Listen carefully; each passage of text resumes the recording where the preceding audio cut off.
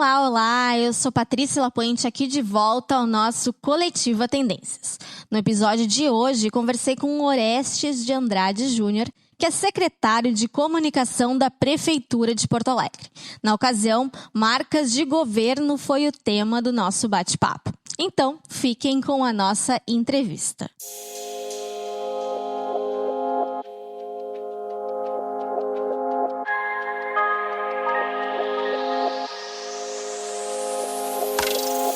Eu vou pedir, então, para ti, Orestes, te apresentar um pouquinho e contar um resumo da tua trajetória profissional. Muito bem. Bom, eu sou jornalista, trabalho há 22 anos, né, como jornalista, já passei por vários veículos de comunicação, aqui em Porto Alegre e também no interior do estado. E essa foi minha grande escola. Eu acho que trabalhar em veículo de comunicação, em jornal, em rádio, no interior, dá uma versatilidade, né, pro que eu faço hoje.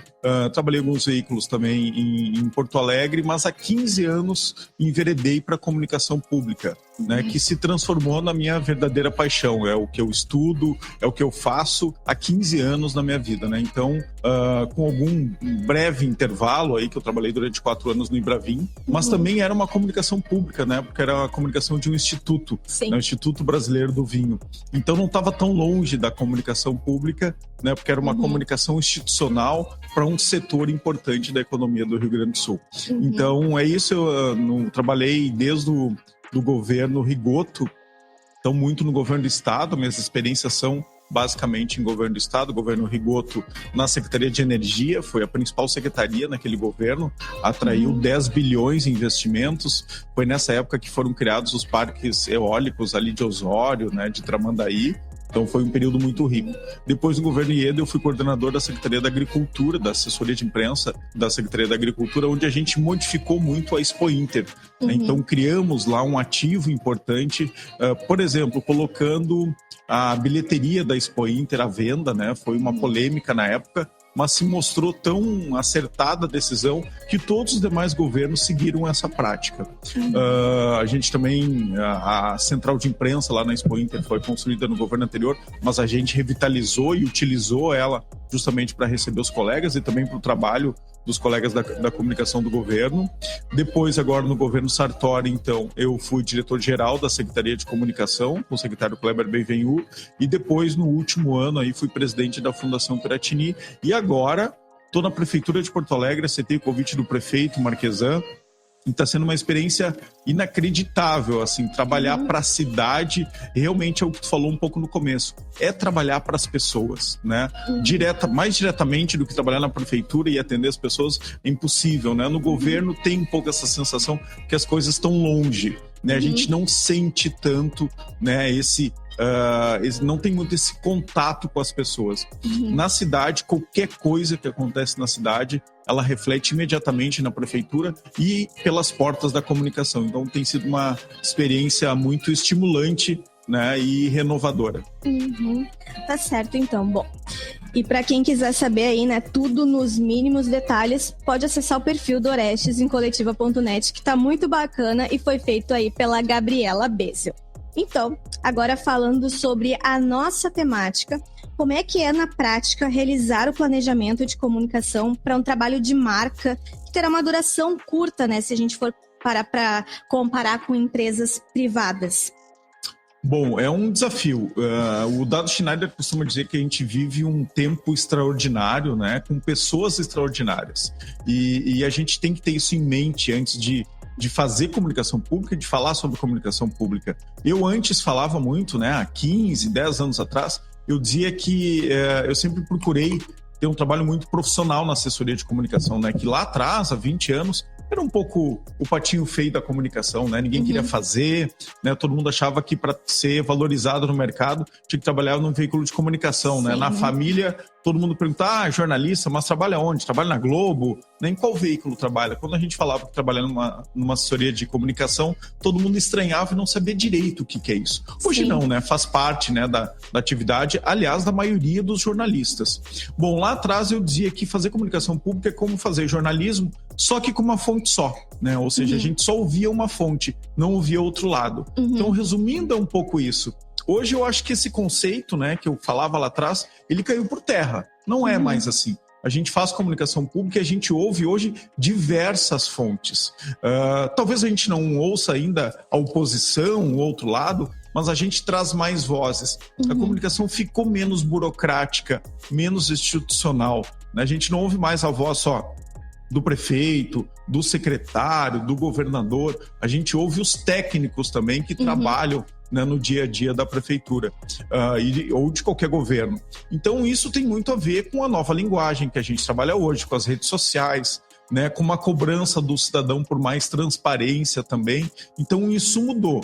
E o desafio é grande, né? Porque, como tu falou, o período sempre é muito curto, né? Os governos, né, têm ciclos de 4 anos. Então, construir uma marca, né, que sempre a gente precisa de tempo, construir uma marca de 4 anos é muito complicado. É muito complicado mesmo, até porque tem toda a parte crítica ao trabalho natural, né, dos jornalistas, da população, a desconfiança contra qualquer governante, principalmente aí nos últimos 4 anos também no Brasil. A gente está vivendo momentos complicados, né, para atuar politicamente, né? A gestão pública tem sido vista com desconfiança. Que bom, né, inclusive, que as pessoas estão mais críticas aos gestores públicos, e que bom que muitas coisas vieram à tona.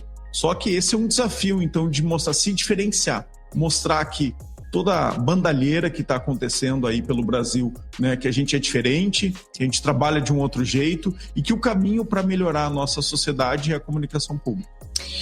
E como é que vocês vêm fazendo isso na prática?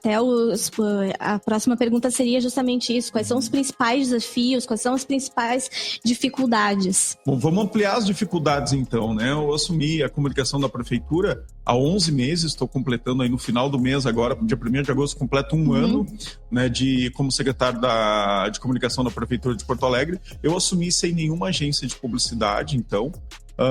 Assumir sem muita infraestrutura que outros governos tinham, por exemplo, com empresas terceirizadas para fazer áudio e vídeo, né, com empresas que deem suporte para essa comunicação institucional. Então, a gente começou pelo básico e, para mim, pelo principal, uma montagem de equipe, pela escolha das pessoas. E eu nos últimos anos, me preparei muito profissionalmente para escolher as pessoas certas para formar uma equipe. Né? Hoje eu acredito que elas têm que ser multidisciplinares, né? Elas têm que ser coringas, elas têm que fazer várias atividades, elas têm que saber trabalhar em equipe, elas têm que sair, têm que ser criativas, têm que sair do lugar comum, né? Porque a comunicação em si, a comunicação pública, ela historicamente ela é burocrática, né? Ela é mais de falar e ouvir pouco. Agora, com as redes sociais, a gente tem que talvez ouvir mais do que falar, né? Ouvir o que as pessoas estão falando sobre a nossa cidade, o que elas estão reclamando, o que elas estão precisando, e a comunicação tem que atender isso. Não só mostrar de um lado, né, sem ter essa virtude, sem mostrar só o que a gente quer, né? Então, muitas vezes, o nosso trabalho do dia a dia é falar sobre situações e sobre coisas incômodas, né, que a gente talvez não gostasse de falar. Mas aí tem uma linha do prefeito Marquesan que é de transparência total, de não ter assunto proibido, não esconder os nossos problemas, porque os nossos problemas não são de hoje, eles são problemas históricos, e a gente procura mostrar isso, né, da forma mais simples, direta e criativa possível. No dia a dia, a minha equipe tem como meta não ser burocrática, ser criativa na medida do possível, e nunca se conformar, né? Nunca se conformar com uma comunicação cômoda mesmo, né? De fazer o simples, né? De fazer o que já se fazia antes, né? Eu provoco muito todo mundo que trabalha comigo a pensar algo diferente, a se colocar no lugar do cidadão e pensar o que as pessoas hoje querem de fato, né?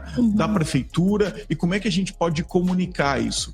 Bom, e os resultados são muito positivos, Patrícia. Eu acho que essa provocação da minha equipe, essa escolha, né? Eu procuro escolher pessoas melhores do que eu, né? Elas têm que ser mais competentes que eu em várias atividades, e essa união é que traz criatividade e traz inovação.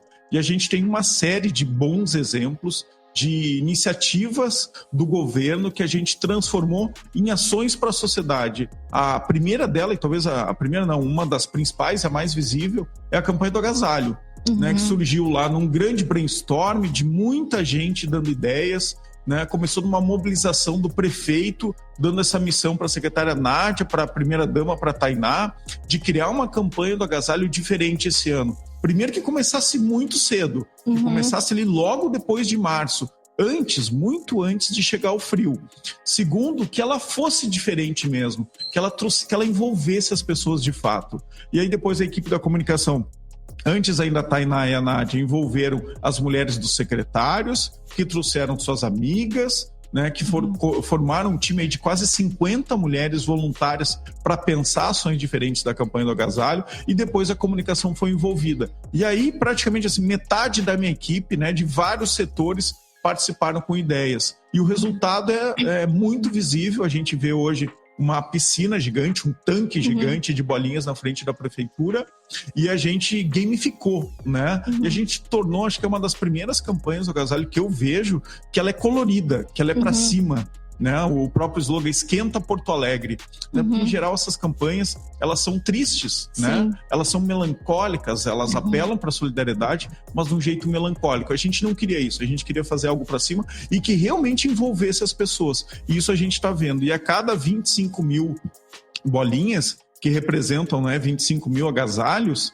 a gente entrega um evento para a sociedade. Então isso está sendo muito legal, cada dia a gente tem notícia de um engajamento diferente. Agora começou, tu lembra daquele desafio do balde de gelo? Agora começou um desafio também lá com o presidente da sociedade israelita. Ele fez um desafio parecido com o balde de gelo, desafiou o prefeito, a presidente da Câmara de Vereadores, né? Ele desafiou 3 pessoas a doarem 10 agasalhos. O prefeito também desafiou agora o presidente do Grêmio, o presidente do Inter, a presidente do Imama, e está todo mundo, né, amplificando esse desafio, levando essa campanha do agasalho para a cidade toda, né? Os veículos de comunicação abraçaram de pronto a ideia, né? A gente entende que numa campanha do agasalho a gente não deve gastar recurso financeiro em propaganda, porque seria melhor então comprar agasalhos e dar para essas pessoas, e os veículos entenderam isso e estão vinculando a nossa campanha já desde 15 de abril.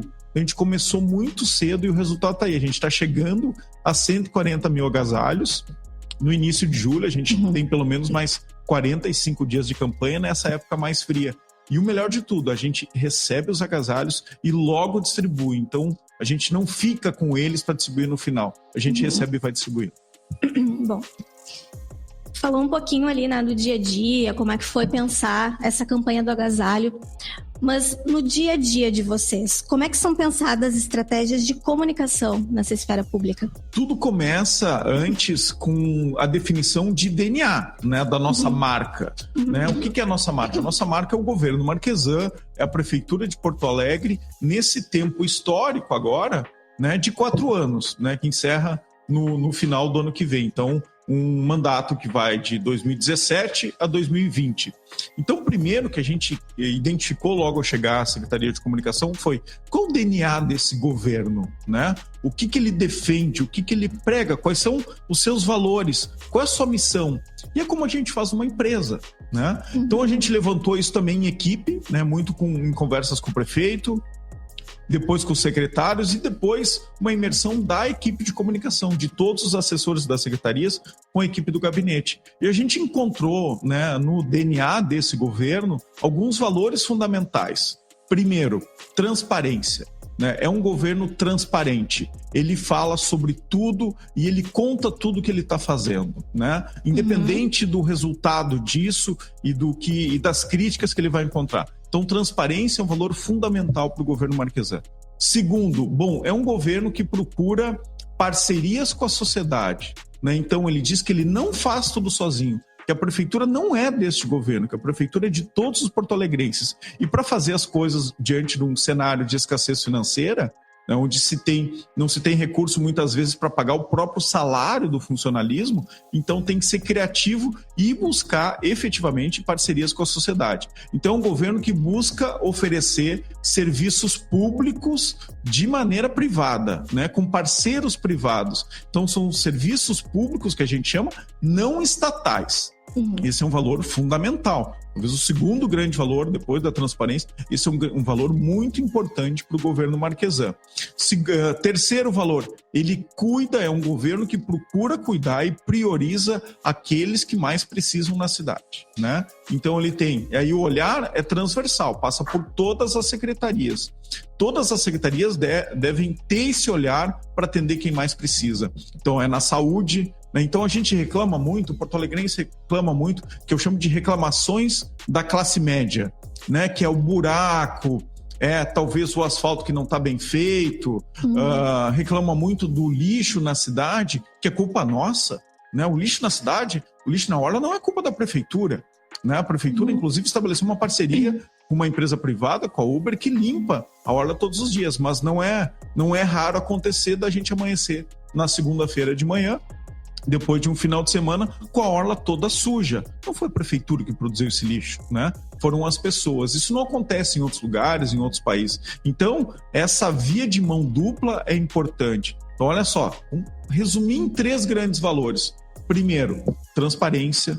Segundo, a gente faz as coisas junto com a sociedade. Terceiro, a gente atende quem mais precisa, né? Tem esse olhar para o social. Então, pegando esses 3 valores, a gente construiu uma ideia que é quase que um slogan da Prefeitura de Porto Alegre. Outra escolha foi: a gente não fez marca.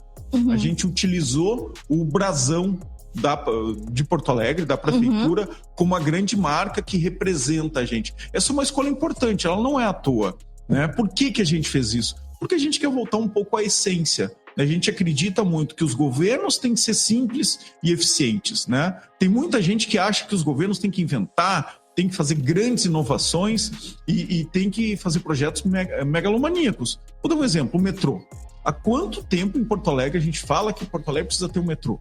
Agora nunca ninguém viu quanto é que custa ter um metrô, né? Qual seria o impacto para a cidade? Será que a gente não tem outras soluções mais simples e mais rápidas de serem feitas? Então esse é um governo também que busca simplicidade, né, nas suas ações e, por consequência, na comunicação. A comunicação, para ela dar certo, ela não pode nunca ter descompasso com o que é feito no governo, né? A gente não resolve um governo mudando a comunicação. Isso o prefeito Marquesan tem muito em mente, né? Não aceitaria isso de jeito nenhum.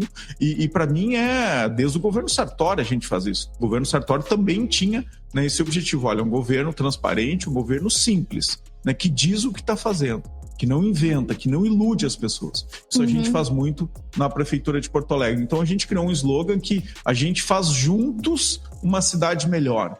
Isso representa muito o que a gente faz todo dia na Prefeitura de Porto Alegre. A gente faz juntos internamente, né? Qualquer ação da Prefeitura ela é transversal, ela envolve várias secretarias, então a gente tem que trabalhar em equipe sim, mas a gente não faz sozinho, não são só os gestores públicos, a gente faz em parceria com a sociedade. Um exemplo é a campanha do agasalho, um exemplo é a campanha do aluguel solidário, e eu teria várias outras iniciativas aqui para citar, né? Por exemplo, o Réveillon, né, que a gente retomou o ano passado, a gente fez em parceria com a iniciativa privada. A gente não usa recursos públicos para fazer festas e eventos. Por quê? Se a gente tem pouco recurso, a gente tem que gastar com aquilo que é mais importante, com aquilo que é essencial para as pessoas. Saúde, educação, segurança e infraestrutura.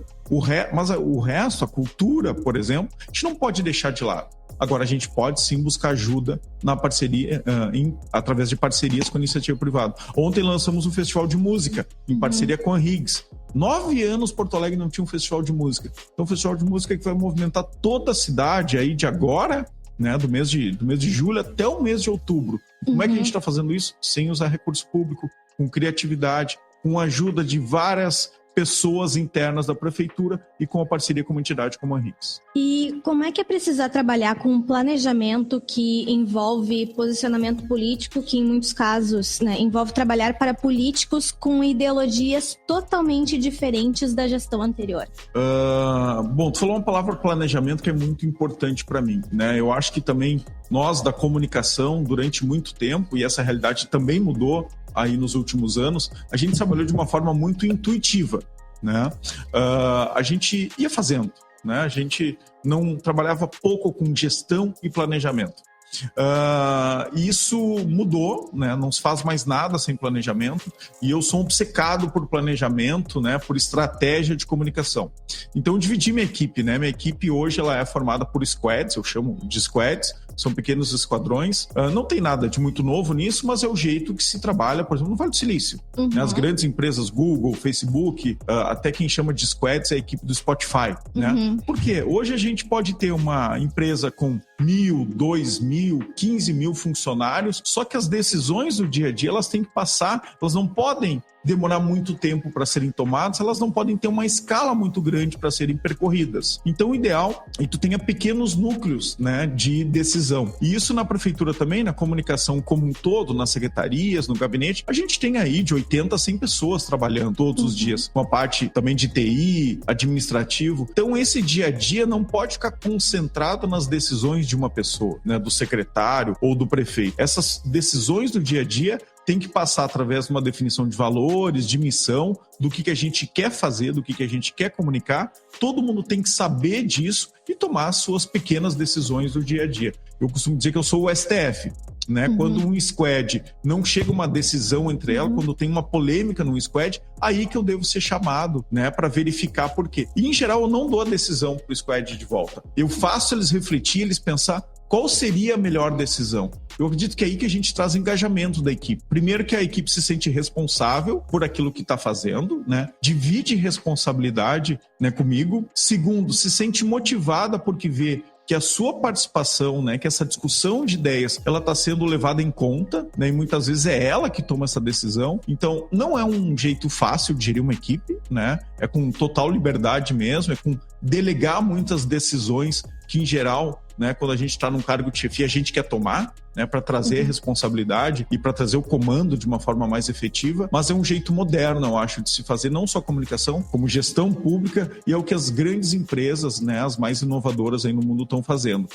Essa relação da ideologia, a gente deixa um pouco do lado de fora. Eu trago muitos profissionais do mercado justamente para ter esse frescor de ideias, né, para trazer um outro pensamento. A gente não quer e não faz uma comunicação política. A gente faz uma comunicação de prestação de contas, prestação de serviços para a população. O nosso chefe maior não é o prefeito da cidade.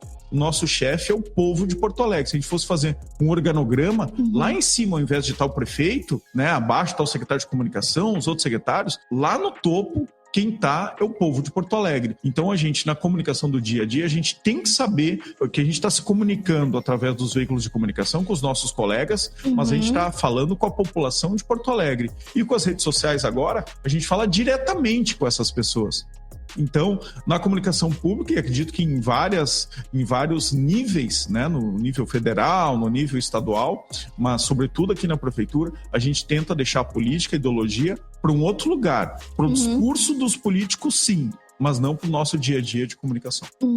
Falaste agora em redes sociais. Bom, um dos nossos entrevistados lá na revista foi o Álvaro Borba, que foi responsável por trazer uma jovialidade e desconstrução para a Prefeitura de Curitiba. O que tu achas deste case? Acreditas que é possível adicionar um pouco de humor e conteúdos mais despojados nessa comunicação pública? Eu acredito muito nisso, né? Aliás, eu acho que fazer uma comunicação burocrática nas redes sociais, ela tá fadada ao fracasso. Ela não vai ter atenção das pessoas. E basta ver como é que a gente se comunica no dia a dia. Como é que as pessoas atuam nas redes sociais? É de uma forma divertida, bem-humorada, né? Então, o serviço público não precisa usar terno e gravata, como eu chamo, né? Ele tem que usar camiseta, ele tem que usar um tênis, ele tem que ser mais próximo das pessoas, porque a gente só estabelece um diálogo quando tem empatia. Então, se a gente fizer uma comunicação lá dos anos 80 e 90, primeiro focada nos veículos tradicionais, já era, né? A gente tem veículos novos, redes sociais que nascem, né, que nasceram nos últimos tempos e que a gente não pode aplicar as mesmas fórmulas do que a gente fazia lá atrás. Ao mesmo tempo, eu acho que Curitiba é o grande case, né, sobre o uso de redes sociais com humor, né, com divertimento, né, de uma forma mais leve, mas eu acho que muitas vezes as redes sociais de Curitiba era muito a piada pela piada. Então, a piada era mais importante muitas vezes do que o conteúdo, do que o serviço público. E isso a gente procura não fazer aqui na Prefeitura de Porto Alegre, né? A gente já trabalhava assim no governo do estado também. Eu acho que sim, a gente tem que comunicar o que a gente está fazendo de uma forma leve, divertida, mas tem que ter um fim. Não pode ser só, vamos fazer uma piada ou vamos trazer algo polêmico para gerar um buzz, né? Para ter muitas curtidas, para ter relevância na internet. Isso minha equipe não faz, não pode fazer, não é orientada a fazer. E a gente não tem nenhum caso que a gente tenha feito. Claro que a gente tem situações, né? E a mais recente é sobre uma publicação num domingo sobre vagas abertas no Cine, que tem toda segunda-feira. E eu provoquei minha equipe, eu disse, olha, a gente está com... Todo domingo a gente comunica essas vagas do Cine e a comunicação é um pouco certinha, burocrática e não está tendo reflexo, as pessoas não estão vendo. Vamos usar um pouquinho mais. E minha equipe usou, né? Usou uma imagem aí do El Chan e teve uma grande repercussão. E a gente viu depois, teve críticas fortes, né? De muitas pessoas que não entenderam por que fazer isso. Então também não é simples, né? Tu lidar com humor, né? Com uma comunicação mais leve, é arriscado. Ser ousado é arriscado. Ficar na zona de conforto é o mais fácil, né? É o que te traz tranquilidade, né? Tu nunca vai ter problemas em ficar na zona de conforto. A gente, não que a gente procure o problema, mas a gente ousa todos os dias, a gente procura atenção para aquele serviço que a gente está oferecendo. E o resultado, passado aí 24 horas, a gente analisou todos os comentários, né? Teve até uma empresa Plugar, uma empresa de fora que fez uma auditoria dos comentários e da repercussão desse post, e assim, 68% das pessoas gostaram, entenderam.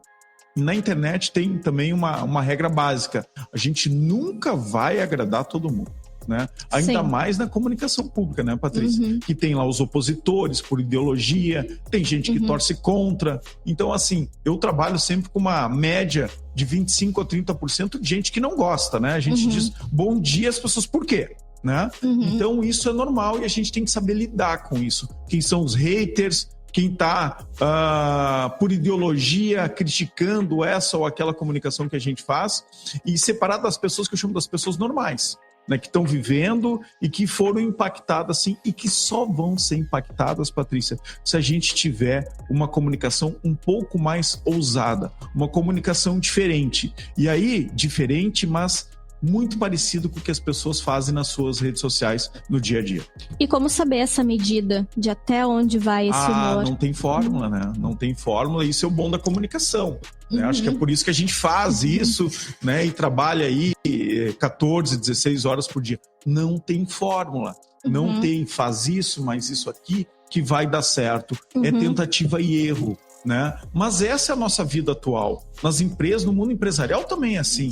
Né? As startups são assim. E as empresas tradicionais, né, que estão tendo que trabalhar com essa mentalidade de startup. Hoje é isso. Tu tem uma ideia nova, tu testa e vai adaptando ela. Né? E quando tu erra na comunicação pública, tu pede desculpa. Né? Tu diz que não foi essa a intenção. Né? E tu eventualmente apaga o post, sem esconder que tu errou. Né? Eu não tenho problema nenhum em assumir erros e dizer, olha, tentamos esse caminho e não teve, e as pessoas não entenderam. E a culpa não é das pessoas que não entenderam, né? Na comunicação, a culpa sempre é de quem fala, é do emissor. Se as pessoas não entenderam, a culpa é minha. Não é de quem não entendeu. Eu que tenho que modificar, simplificar, usar outras referências, né, para atingir aquilo que eu quero. Bom, e como tu citaste lá no começo, a prefeitura hoje está em um processo de licitação para as agências. E no momento, quem está produzindo todo o trabalho publicitário é o setor de comunicação. Como andam esses trabalhos? Quais as principais diferenças, né, quando se tem uma agência por trás desse planejamento de trabalho de marcas e ações? Eu adoro trabalhar em equipe e eu sempre vejo que quanto mais gente trabalha numa ideia em comunicação, melhor é o resultado, né? Desde que isso tenha planejamento, tenha algumas regras, né, de convivência e de tomadas de decisão. Então, assim, para a Prefeitura de Porto Alegre faz muita falta não ter agência de publicidade. Muita falta mesmo. Né? Por quê? Porque seriam equipes especializadas, né, que tratam disso no seu dia a dia e iriam colaborar com aquilo que a gente está fazendo. Então, faz muita falta e eu quero logo concluir essa licitação de publicidade. A gente acaba de publicar um novo briefing, né, com recomendação da PGM. A gente está recomeçando, então, essa licitação e lá por setembro, dia 23 de setembro, para ser mais exato, gente deve abrir as propostas das agências. Então, mas enquanto isso, a gente não pode ficar esperando, a gente tem que trabalhar. Então, eu contratei alguns profissionais coringas, né, que criativos e que sabem, né, que já trabalharam em agências e que ajudam nessa construção de imagem, de marca, mas principalmente nessa comunicação do dia a dia da Prefeitura de Porto Alegre. E é muito rico, a gente trabalha, acho que como as agências trabalham hoje, né, como as empresas modernas, é um ambiente agradável de se trabalhar, todo mundo gosta, porque tem essa cooperação, né? Então, um interfere no trabalho do outro, um dá opinião sobre o trabalho do outro. Essas imagens, né, algumas delas um pouco polêmicas e que fogem do comum, elas são divididas internamente com vários grupos, né, para ter a visão, né, dos colegas sobre o impacto que vai ter, e muitas ideias são abandonadas, né, durante o dia, né, elas não funcionam nem com a equipe interna, então elas não são colocadas na rua. E algumas que têm uma certa polêmica e diferença, né, de abordagem, né, de entendimento também, algumas a gente aposta para ver se esse é o caminho, né, ou se tem que modificar. Mas é um desafio trabalhar com uma equipe interna só, sem um apoio externo de agências de publicidade, e a gente pretende resolver isso logo. Bom, para finalizar aqui essa primeira parte, nós pensamos muito na revista Tendências em relação ao futuro, né? A gente faz um exercício de futurologia, como a Márcia brinca sempre. Então eu gostaria de ver contigo, ao teu ver, quais são as tendências aí para a comunicação pública? Pergunta difícil, né? Porque hoje em dia, o nosso futuro ele é muito breve, né? Então, o nosso futuro, eu trabalho com o futuro a cada 12 meses. Eu não consigo enxergar muito além.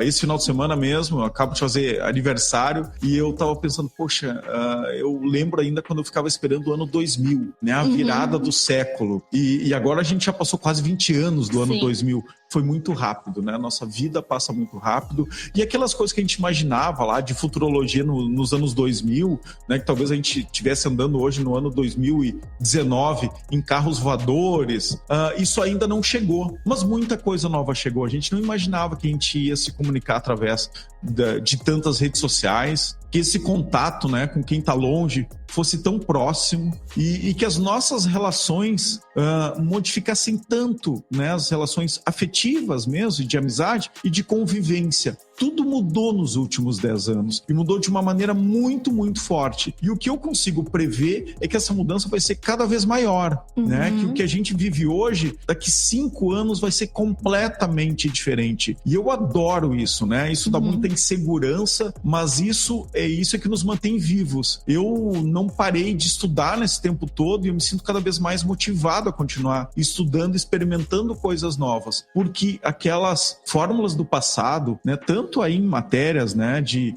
exatas, mas principalmente na nossa área de humanas, tudo que a gente aprendeu há 20 anos na faculdade não vale mais quase nada, né? Então a gente tem que continuar estudando, aprendendo, conversando, trocando experiência. O que eu imagino para o futuro é cada vez mais isso. A gente ser um pouco dominado, sim, pela tecnologia. Eu acho que a tecnologia vai resolver muito das nossas limitações hoje e vai ampliar ainda mais as nossas relações.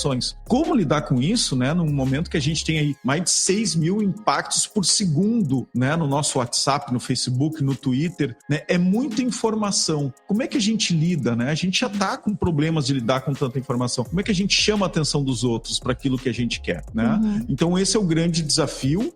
Não vai ser sem sofrimento, né? Não vai ser sem dor, mas é uma viagem incrível e que vai mudar em ciclos cada vez menores. Tá certo, então, Orestes, obrigada.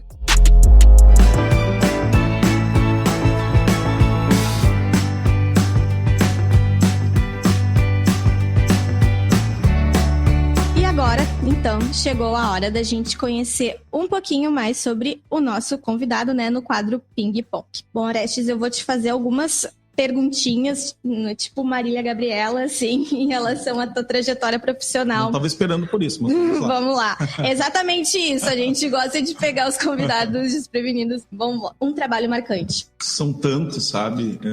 Eu vivo muito, muito intensamente todos os trabalhos que eu faço, mas eu costumo dizer que sempre o que eu estou fazendo atualmente é o que me excita mais, o que me dá mais prazer, né? E sempre é o que está na minha cabeça, né? O que não sai da minha cabeça. Então, o trabalho marcante é, sim, esses 11 meses como secretário de comunicação na Prefeitura de Porto Alegre. Um momento especial na carreira. O desafio mais mais louco que eu tive na vida foi presidir a Fundação Piratini no momento histórico e no momento mais difícil da sua trajetória, né, que é logo depois de ser votada a extinção da Fundação Piratini, da TVA e da FM Cultura pela Assembleia Legislativa. Então, esse foi um momento difícil, né, mas marcante, que me marcou para sempre. Referências profissionais. Olha, são tantas, mas eu também prefiro olhar para perto, né? Eu tenho muitas referências de fora, né? Tem autores que escrevem, que eu procuro balizar um pouco o meu texto, mas assim, eu sempre prefiro citar pessoas de perto. Uma referência de longe que eu convivi nos últimos anos foi o Ibsen Pinheiro, né? Um colega jornalista e político, né? E ele sempre me ensinou muito como concatenar as ideias, né? De uma forma coerente e com brilhantismo, né? Eu nunca vi o Ibsen falar qualquer frase que não fosse diferente, né? Que não fosse pensada. E sobre qualquer assunto, sobre comunicação, sobre política, sobre futebol também, né? Então, como colorado, sempre ouvi muito ele como dirigente do Inter. Então, o Ibsen, para mim, sempre foi uma referência. Uma referência lá atrás, quando eu lia muito jornal, lia muito Correio do Povo no interior, e que eu adorava o texto, né, pelas frases curtas, né, pelas sentenças muito bem feitas, era o Mendes Ribeiro, né, também jornalista e deputado. Eu adorava ler a coluna do Mendes Ribeiro na Folha de São Paulo, no Correio do Povo. Então, é uma grande referência, assim, que eu procuro trazer sempre para o meu texto. E o secretário Kleber Benvenu é um colega, amigo, né? Ele é uma referência ética, né? Moral e de extremo talento também na comunicação e no trato com as pessoas, porque mais do que comunicar, a gente se relaciona com as pessoas, né? E eu acho que a gente tem que aprender a se relacionar melhor com as pessoas todos os dias. E eu aprendi muito com o Kleber aí nos últimos anos. Maior conquista profissional. Eu tenho orgulho de muita coisa que eu fiz, mas uma em especial de outro lado da minha vida, né, que é a parte dos vinhos. Um grande orgulho foi ter defendido uma ideia muito difícil lá no começo, no Ibravin, que era transformar a marca, todo mundo falava há 10 anos em vinho gaúcho. Não sei se tu lembra disso, né? Não existia vinho brasileiro. Era o vinho gaúcho, até porque 90% da nossa produção, da produção brasileira de vinho está no Rio Grande do Sul. E a gente propôs lá, contratamos uma consultoria, ouvimos muita gente, né? Então, desde sempre eu faço esse trabalho e a gente chegou à conclusão que a gente deveria transformar isso e e assumir a marca Vinhos do Brasil e o Wines of Brasil fora do país. Imagina como foi difícil para os gringos aceitarem isso, né? Que a gente é muito bairrista, nós gaúchos, os gringos da Serra mais ainda, né? E a gente conseguiu convencê-los que seria o melhor. E agora, olhando aí, quase 10 anos depois, foi um grande acerto, né? Um grande acerto ter modificado isso. Uma outra, e aí falando, né? Um programa que fala de tendências de marcas, eu também mudei a marca da FAMURS. Então, junto com a agência Move, a gente mudou uma marca que tinha 20, 30 anos, né, que estava desgastada pelo tempo, e no momento aí que a gente precisou fazer uma virada ali na FAMURS, em 2014, 2015, a gente propôs que essa virada na entidade deveria começar por uma nova marca. Também tenho bastante orgulho, é uma marca que é utilizada até hoje, o slogan também, né, foi proposto por nós, que é no município que a vida acontece, né? Então é isso, e a gente tirou da boca dos prefeitos, de muita gente, não é aquela ideia genial de um publicitário, né, de um jornalista. Não, a gente ouviu as pessoas e viu que todo mundo falava isso, né? Todo discurso, todo evento, todo mundo dizia, olha, na cidade que a vida acontece. Então a FAMURS assumiu isso como um slogan e te modificou essa marca. Então são duas passagens aí que tem não tem muito a ver, né, com comunicação pública, também tudo é comunicação institucional, mas que eu me orgulho bastante e são heranças que ficaram aí para essas entidades. E planos para o futuro profissional? De novo, meus planos são a cada 12 meses, né? Eu não faço realmente planos muito longos, né? Meu único grande plano é continuar estudando muito, né? E eu gosto de dar aula, então isso é algo que eu tenho trazido para minha vida. Tenho tido algumas experiências em palestras e de dar aula mesmo, tanto sobre vinhos como comunicação. É algo que eu quero fazer no futuro, talvez no futuro um pouco mais distante. E imediatamente eu quero ajudar muito na transformação de Porto Alegre. Tem um projeto incrível, né, que é o Pacto Alegre, que é o que me motivou muito. Primeiro foi conhecer as ideias do prefeito Marquesan, conhecer o governo que ele estava fazendo em um ano e meio, né, de governo, e ver que eu podia ajudar na transformação da nossa capital, né, que é a minha cidade aí, pelo menos a metade da minha vida eu vivi em Porto Alegre. Então hoje é minha cidade, onde meu filho nasceu, né, onde eu escolhi viver e eu hoje posso trabalhar para melhorar a cidade. Então, o meu projeto para o futuro é continuar fazendo isso, né, pelo menos até o final de 2020, com todo o empenho que eu tenho, com toda a força que eu tenho.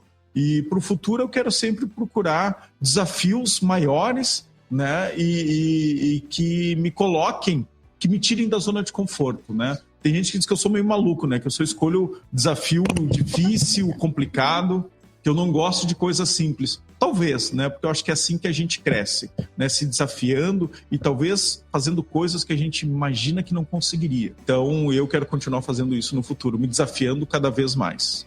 E combatendo o que eu chamo de obsolescência, né? Hoje em dia é muito fácil tu ficar obsoleto, né? Como pessoa, como profissional. Então, eu combato isso todo dia. Eu não quero, né, cair na obsolescência. Então, uma forma de fazer isso é se desafiar o tempo todo. Tá certo, então. Obrigada. Orestes.